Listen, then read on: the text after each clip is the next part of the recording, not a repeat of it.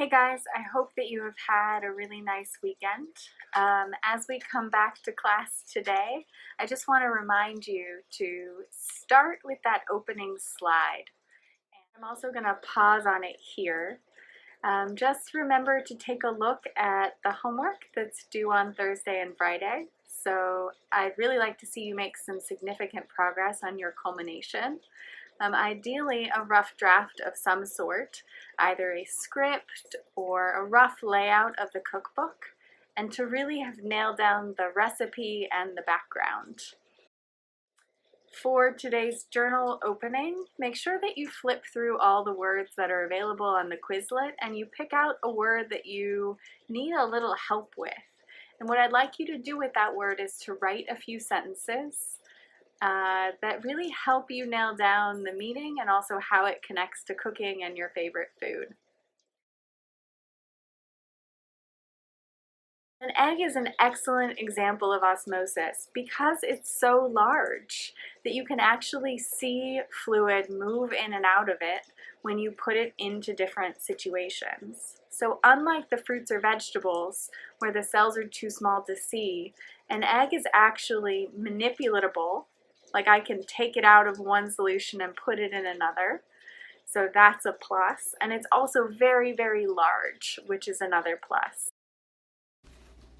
So the first step of the experiment is just to get rid of the eggshell. To do this, we just need to submerge our egg overnight in vinegar.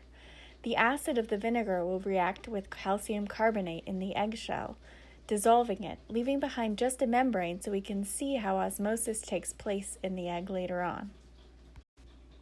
I hope if you did that part at home, you put the egg in the fridge. It'll smell less that way.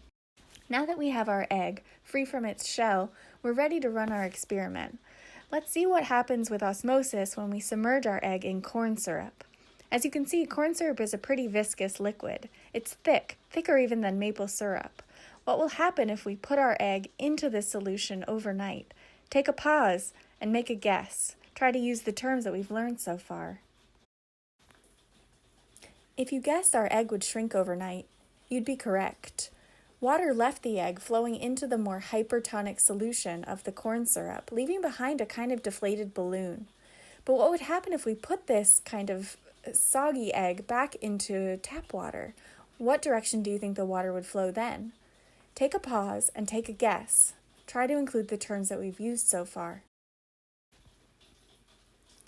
If you guessed that water would restore the egg, you would have been correct.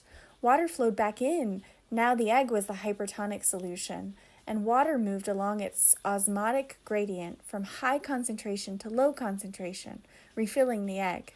Now it's your turn. What solution would you put the egg in? What do you think would happen?